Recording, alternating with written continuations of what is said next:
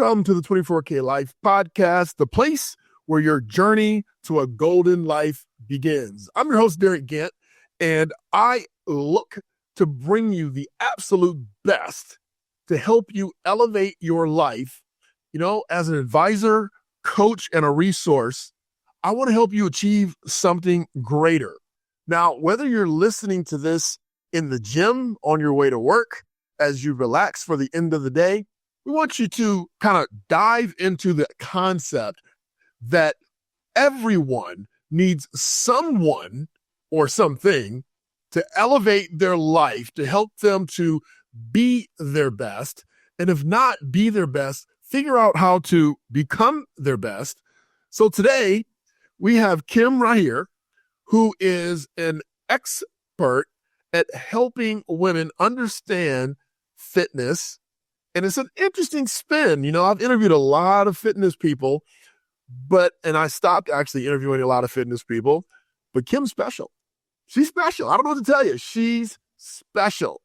So I believe that Kim can add a lot of common sense, a lot of health for the future for women. And I'm sure she works with men too, but for women, you know, I have some interesting things I want to ask Kim, but we're going to have her say hello first. Kim? Hi there. Thanks for having me. And thanks for the work that you do. Everything you said so resonates with me. Like you need someone to help you elevate your life. Yes. Amen to that. Amen to that. You know, it could be your mindset. It could be your money. It could be your fitness. You know, what I think people forget is that you only know what you know, and what you don't know. I'll tell you this much. At a certain point in life, you don't have time to go learn. So you need to go hire an expert and say, get me there faster, please. And that's what we have you here for. So tell us a little bit about your background. Well, I used to be a journalist traveling the world. I was born in Germany. Then I got married to a Frenchman. We traveled the world, had 3 kids in the process. We moved every 4 years to a different country. It was very exciting, dragged our kids along.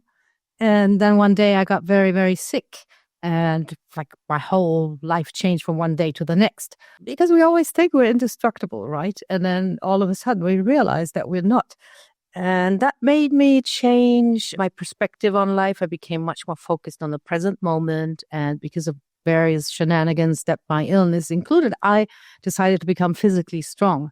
So much so that at some point, a doctor told me I could stop my treatment. And that's when I thought, oh, maybe I'm onto something with my training. So I changed from journalism to health coaching, which sounds crazy because I talk to many health coaches who think it's the dream to be a journalist. And I did it the other way around because I want to spread this message that by getting physically strong, you can actually improve all other aspects of your life. And I am not even exaggerating. So before we get into the details of that, are you suggesting that you started working out and you were getting stronger by not getting stronger by accident, but it improved your situation by accident? Like you didn't intend to, you know, because I assumed that you said, hey, let me do this and it fixed the other. But it doesn't sound that way the way you said it.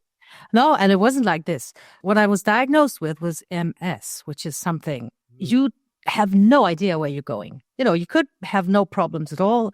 You could go blind. You could be in a wheelchair for the rest of your life. So there is no known treatment or cure for MS. And I just had this instinct, I wanted to become physically strong. I had been in a hospital before, in bed, in a wheelchair, everything. I think it was just this urge to get my power back. And I discovered over the course of becoming stronger, all these knock-on effects that it had. And I'm not claiming that, you know, by lifting weights, you will cure your MS, but what you definitely will improve is your mental health. And that has incredible power over your physical health. And that's something I discovered, so much so that I was taken off my treatment, which really gave me this inspiration where I said, I must share what I'm doing here because it's pretty simple, actually. It's just not very common. Right. So tell us about like what type of journalism were you doing? And I'm not going to spend a lot of time on that, but I kind of want to know what you gave up to start something new. I want to kind of know what you left to get where you are. Yeah. I started out with the Newswire, with the German Newswire. It was this German service of the French AFP, where you talk about everything, absolutely everything. They cover society and politics and economics and everything. So that was everyday life on the Newswire. It's very hectic. You have to be like very, very fast and churn out the copy when stuff happens. Mhm. I enjoyed that very much. But then when I got married, we moved and I became a correspondent. And that was just, go to a foreign country, you start reading the papers, you start talking to people, and you look for stories. You look for something that you can tell the people at home about, which is different or, intriguing or funny. I once wrote a very successful story from Vienna about a plan to put diapers on the carriage horses. And that was a big one. So, it doesn't always have to be like very, very serious, but it's a great way to discover a country because you are there with, open eyes and open ears. Thank you for sharing that. That was interesting and it was funny. Diapers on horses. I like it. It's hilarious. Oh my gosh. I saw something recently. Somebody was making pants for dogs or something. It's so silly. But anyway, so tell me about, I'm going to get into weightlifting. I promise. Because I really want to talk about that with women. But before we get to that climax, tell me about your mindset from the discovery of the MS, from the feeling of something's wrong with the MS, to the point to where you really physically felt strong and no longer were under the stress or the mental strain of the MS. Yeah. Well, in the first moment when you get a diagnosis like this, it's very dark. That's the only thing that I can say, that it feels very dark and the future is super scary. You have no idea where you're going to be, not in a month, not in a year, and 10 years, it's totally unknown. And in theory, it's the same for every one of us. We don't know where we're going to be tomorrow. Anything could happen. But when you have this condition, that something unpleasant or debilitating might happen to you is much more likely. Still, you don't know what it's going to be. And I, at the time, decided that I needed to forget the big picture. I needed to not look at the future, not think about the future, but just focus on the present moment. That was really crucial for me. And not I didn't even come from this, mindfulness and present moment and everything. It was like very pragmatic, because if I looked too far ahead, I was going to be so scared that I would freeze or so afraid that I wouldn't do anything. So it was like my salvation. It was, okay, I'm going to just look at today. After having, spent time in the hospital, your kids visiting you in hospital is a very sad experience. So I just wanted to spend time with them and focus on the present moment. So that was a big one. And then this is also crazy because I get stronger and better and everything. And it took years until I really looked backwards and thought, oh my God, you're actually a competitive weightlifter and you were in a wheelchair.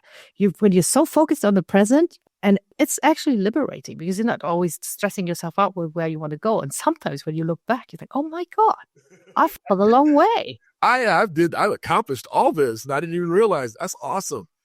So you had to focus on being present and you were so good at it that you became this competitive weightlifter that was in a wheelchair before you had this aha look back. And when you were doing that, when you got to the aha and you started to look back, had you switched from being a correspondent to helping other people with the journey, or were you still a correspondent, or were you kind of just focusing on your health? I had already switched to being a health coach. Okay. And basically I was just at these, during these first years of being a health coach, it was just my gratitude that I felt and that I wanted to live and give what I knew to women. I didn't even share much of my weightlifting because I thought it might intimidate the people I was talking to. So what were you sharing? I was just sharing the usual stuff, what you just mentioned at the beginning, what, fitness coaches share, like, go and lift, be strong, you need your muscles, eat good food, all these things.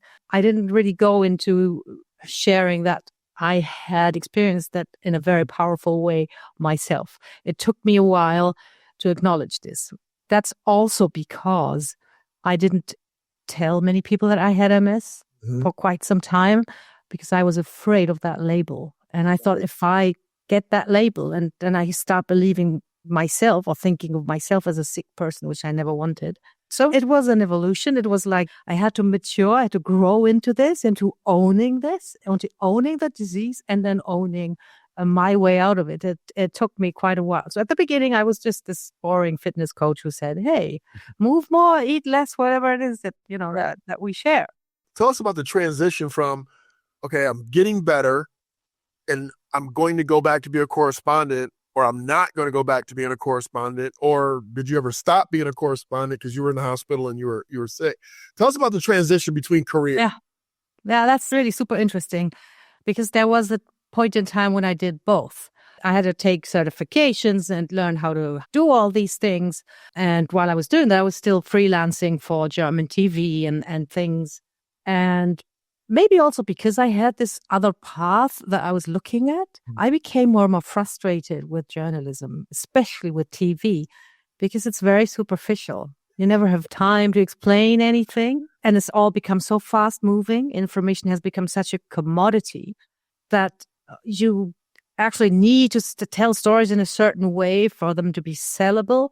So it was very fast losing its appeal while I was still working on it, which made the transition easier. But there was this parallel time. And I remember there were several times when they called me from German TV and said, now, are you still available or aren't you? And I was sort of saying, well, not really. I don't know. Not really. I had a hard time telling them no. And it took like a year. And then because also you're insecure. You thought, oh my God, is this coaching thing going to work out? And I mean, this was how I made money. And at some point I said, no, this is it. I don't want to be a journalist anymore.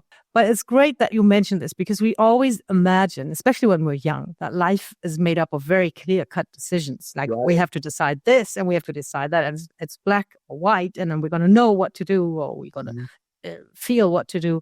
And it's never like this. It's messy. It's gray. It goes a little bit back and forth. You just need to give yourself a bit of time also to just know what exactly it is that you want and need. I love that. So I want to talk about two more things. I want to talk about weightlifting with women, but I also want to talk about the business side for other entrepreneurs that are out there. I want to talk about your business structure and some landmarks that helped you to make certain decisions. But let's talk about women and weightlifting. Now, let me give you my background from a fitness perspective.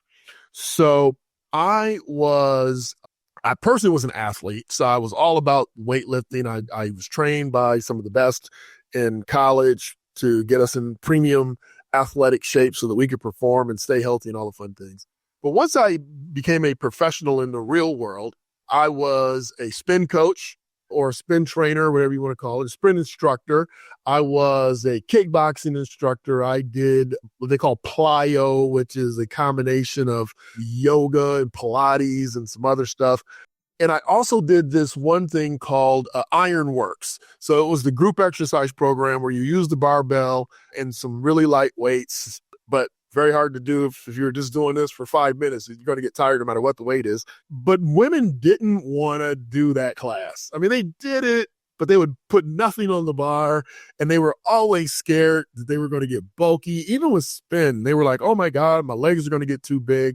What is up with this myth about weightlifting and getting bulky for women? Because you just don't see it, and you don't accidentally start looking like Arnold Schwarzenegger. No, I must laugh because last week, one of my kids shared a video with me by a guy who's pretty well known. His name is Dr. Mike Israetel. And he had this funny video where someone asked him exactly this question. And he said, yes, we have this problem. Women in America are turning into Schwarzeneggers at a really alarming rate. And we have to put a stop to this. And it was so funny. Actually, I'm going through phases when it comes to this thought. Sometimes it makes me angry, because there so much work has to go into you getting bulky. It's not like, it's not just given. It's not just comedy. You have to work so hard. Strategically plan for that and do some really amazing things to get to that size. Yes, and that's when you're a man, because, you have the right hormones to make that happen. As a woman, it's so much harder. That's what I'm saying. For women, you have to plan and strategize and really work to figure out how to get that big. Yeah, and it might not even happen. I think Dr. Mike said something like older Caucasian women have like the worst epigenetics to get bulky, like ever. It's just not going to happen. Sometimes I also just want to ask women, why on earth, when we're talking about something that you do for your fitness and your health, why is the first question that you ask yourself, how is this going to make me look? Why not ask yourself, how is this going to make me feel? That would be the question. Yeah, that is a whole different guess. You're so spot on. I can't even describe how ridiculous it sometimes seems and how real, on the other hand, this fear is. And now there's another layer to this. I have to mention this because I think it's cultural, it's in our society, and it's just this idea of a woman being strong and powerful that is still very counterintuitive for some people. Some people, when they see just a hint of muscular definition on a woman, and it's not even bulk, it's just a bit of definition, they will say, oh, this is so unfeminine, this looks so masculine. And it's got something to do with the underlying notion of that woman being strong and maybe claiming her space and maybe stepping into her power. It is sometimes ridiculous and funny, this thought, but I think underlying is this cultural conception of, women, be tiny, be cute, be elegant, don't claim too much space, and, stay where you are. Who's saying that? It's not something that is said like this. I think it's... Who's pushing that agenda? Go be honest. Just be naked. Be truthful. We all know who it is. Yes. I don't know if we all know who it is. You think it's the women? Actually, it is. I don't know about that. I think, okay. It's ingrained. But it's ingrained. And I'm not disagreeing with you. I don't know. I'm not 100% historical on this, but from my perspective, it's the men who said, we will give you the right to vote. We will give you what you can and can't do.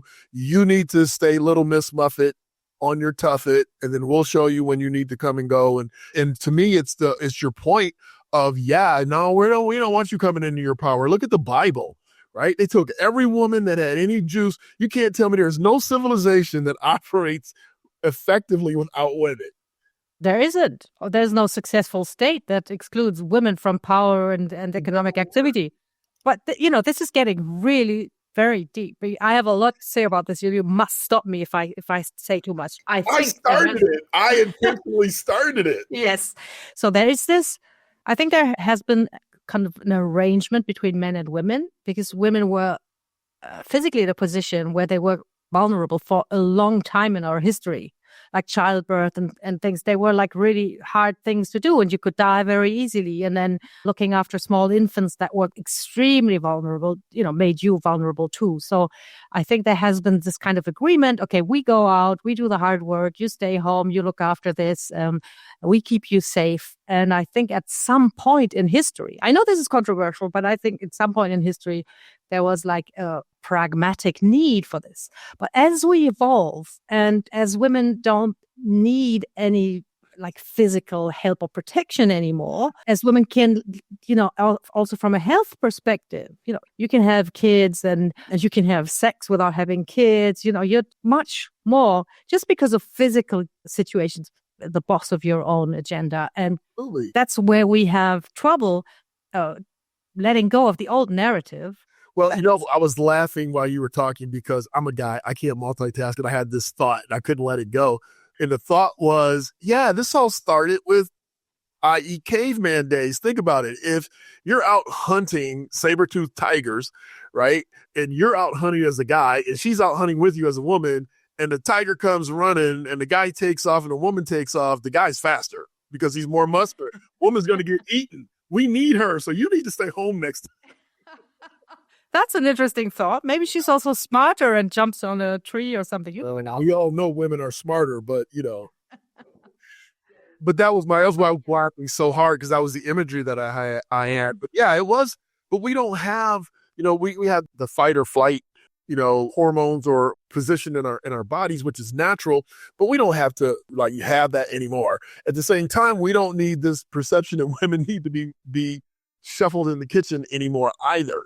But so we actually agree, and that's great. At least I do. I'm a realist. I don't look at things as a sexist. I look at it as realistically speaking. And so, you're 100% correct. But what's next? So the first question is, well, why are you even worried about that? Instead of how you look, why don't you worry about how you feel? Well, what's next after that? Why should women, and I have my own understandings and ideas, but from your expertise as a woman and as a weightlifter, why should women have more of that in their daily routine or their weekly routine or their routine period? It's basic health insurance, life insurance, and it improves your quality of life tenfold, especially as you age. We know so much about this now. What I experienced in my own story, in my own body, is there's now tons and tons of scientific proof. Women lose muscle mass very, very quickly after 35. They lose bone density, and the only way to prevent that is to load your muscles, to load your bones, to challenge them, to work hard. And no, yoga and Pilates are not going to cut it. You need progressive overload on your muscles and bones just for this basic health of not losing your muscle mass and your bone density. And then the metabolic health. Like diabetes is such a big thing now for older women. If you carry a lot of muscle, you don't have to worry about your blood sugar management. Not at all, because all the sugar is going to go to your muscles right away. There's also the aspect of cardiovascular health. Actually, the contraction of the muscles helps the blood circulation. You will stay healthier on a cardiovascular level too. And then the big one that I really love about muscular development is that when you train for strength, your mental health will just take off. There's tons and tons of, all symptoms of mental health get better by strength training. And you can also just see it, in smaller examples. Do you want to roll on the floor with your grandkids when you're 50? Of course you do. Or when you're 60. Man, I want to just stand back up once I get down. And it's scary for how many people that is a problem. Absolutely. So let me ask you this question. As a planner, now I'm a planner, in my mind, I would think, okay, well, for anyone, since we're talking about women, we'll say women, that should start using, weightlifting, would you suggest a transition like most things in life? So for me, I would think that they would start with body weight. At least start doing things with your body weight so that you don't, because some people are embarrassed. They go in there and go, I can't even lift a 5-pounder. But would you start with your body weight, doing exercises that like push-ups and planks and all the things you can do with your body weight, and then begin to add the dumbbells and the barbells and kettlebells and all the bells to your routine? Absolutely. Absolutely. That's actually my specialty, to sort of give you the intro into strength training with body weight exercises. And that's particularly important for midlife women and men too, because your physical... What age do you consider midlife? I'd say from 40 onwards, when your physical state is not what it used to be. You probably don't have much awareness of that. And especially, you have a very typical story of being an athlete in high school years, and then many Americans move on to not doing anything anymore. And they remember having been an athlete. Right. But their body doesn't really execute movements anymore like this. So you have to be really, really very specific, intentional, and I give individual workouts to my clients. I check their status. I assess them thoroughly to see what's their level of strength. Okay. What's your level of mobility? What can you do? And then you start with body weight exercises. And there's another element. I start them with 15 minutes that I do at home. Because there's not only the physical limitations that we have, there's also inner resistance to change. If you say, I'm going to start strength training now, so I'm going to go to the gym 3 times a week, and you think that you have made one big decision, actually, you just condemned yourself to making 20 decisions every time that you want to go to the gym. Yeah. Pack the bag, get to your car, drive through traffic, find a parking, walk into the gym, go to the changing room, walk onto the gym floor, which so many women abhor. They don't want to go there. Right. So what you imagine is one decision is just a big list of tasks. Whereas what I give you is something that you can do in the morning, 15 minutes in your pajamas. So there's no inner resistance either. Did you say 50 or 15? 15. Wow. 15 minutes. Yes. Everybody can carve 15 minutes out of that. Everybody can carve 15 minutes. I really like that transition for people, especially busy professionals or busy moms, that are doing all the things and they put themselves last. 15 minutes is a great place to start, because if you can't commit the 15 minutes to yourself and your health, you might as well just go ahead and quit. Never quit, please. Well, I know you never quit, but I'm being facetious. But yeah, so that's awesome.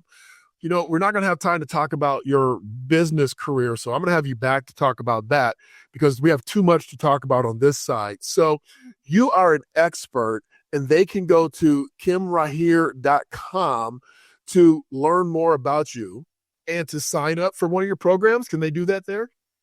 You can't sign up there, but what you can do is you can take a free assessment, actually, of your health and strength, which is the part that I'm, most passionate about. You need to know where you are. And I have this assessment on there, and it's a holistic questionnaire. So it's not like, oh, can you do 5 push-ups? It's about your entire life situation. Got to give you an example. How do you tie your shoes? Can you put the baggage into the overhead locker? Stuff like this, just to make you understand how your physical status actually plays a role in your quality of life. And you can take that assessment there, and depending on your result, I give you some tips, what you can do, what next steps you can take. And it's really crucial, because it's so easy today to just Google, say you're a 45-year-old woman, you carry a bit of weight. What do you want to do? You want to burn fat. You Google fat burning. Google's going to tell you have to do high intensity interval training. Mm-hmm. You're going to try that. You're going to hurt yourself. You're going to quit. Frustrated, and you're going to give up. And you're going to quit, yeah. You can't get fit with high-intensity interval training. You have to be fit to do it. It's not to get in shape. So that's really the one thing that I really want to get out there. Make sure you know where you are at. Take the assessment on my website, or have a personal trainer assess you, but don't start doing things that you could do 20 years ago, and then, because the connection between your brain and your muscles is, the quality of that connection deteriorates if you don't use your muscles for a long time. And then you've got to do things that are not going to be good for you. Mm-hmm. So, I have this philosophy, and it sounds like it's wrong, but I'm a guy, and most guys don't admit when they're wrong, but I'm not that crazy. I'll admit when I'm wrong and keep it moving. But, the older I got, so I adopted this philosophy that I'm going to do today something that I think I can continue to do as I get older. And so I just turned 58 a couple weeks ago. And so if I give the listeners an example, so back in my college days, I could lift 360 pounds or something on the bench. I could bench press, and for guys, that's a big thing. Oh, we want to bench press. All right. Well, when I got out of school, I just started doing, 245. And then the older I got into my 30s, I said, I would just do 5 or 6 sets of 225, reps of 10 or whatever, which was still good for a 30-year-old that wasn't competing or doing anything. And then as I got a little older, I started watching other people in the gym. I started watching other people in my office, and these guys would come to work and they would have their arms in a sling. They'd be on crutches. They're playing basketball like they were 10, or weightlifting like they're Arnold. And I said, I don't, one guy, he had his arm in a sling, and I asked him, so, well, what did you do? He goes, I don't know. I was lifting, blah, blah, blah. And I felt this pop and I messed my shoulder up. And so I started to adopt this philosophy that I don't want to do anything that I don't think I could do in 10 years. So when I was 40, I didn't do anything I didn't think I could do when I was 50.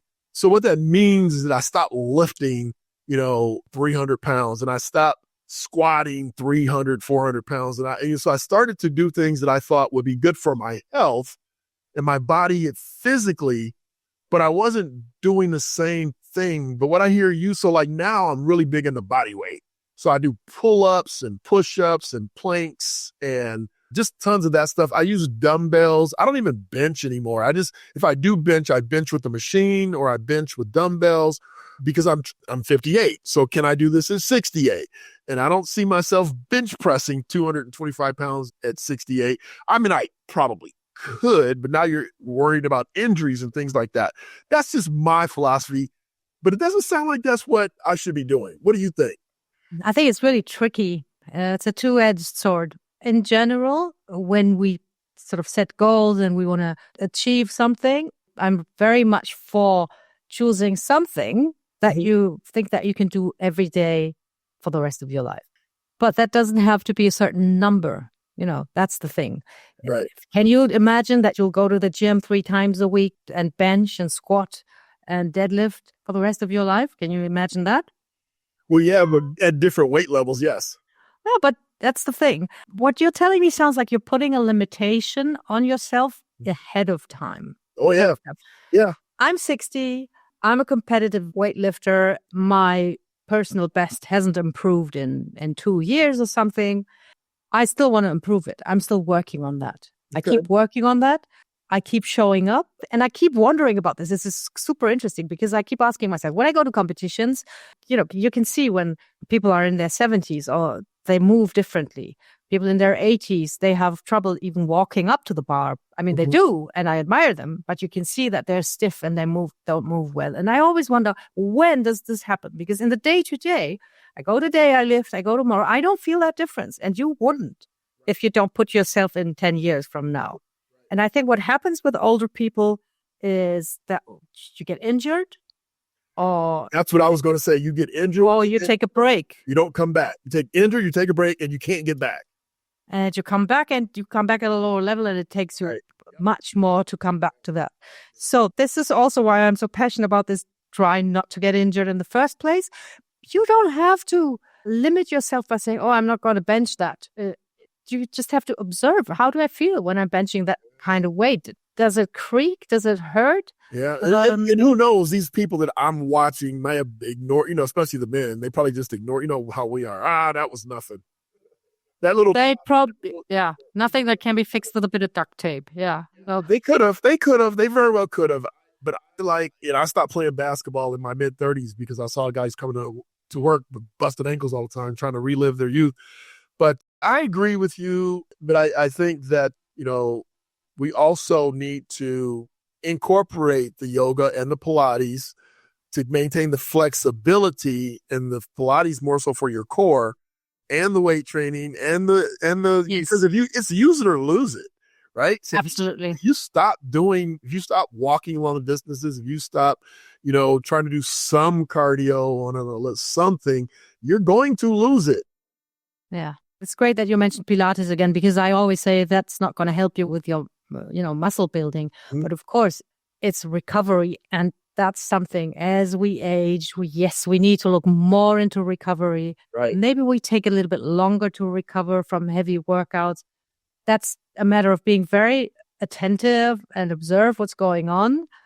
But I would really always go with the data that your body is giving you, and not with the thoughts and the limitations that your mind puts on you.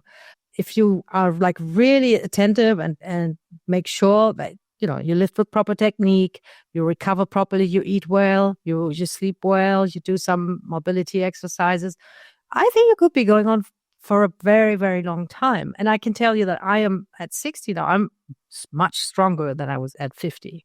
All right. I'd love to hear that. Well, thank you so much for sharing your insights and wisdom.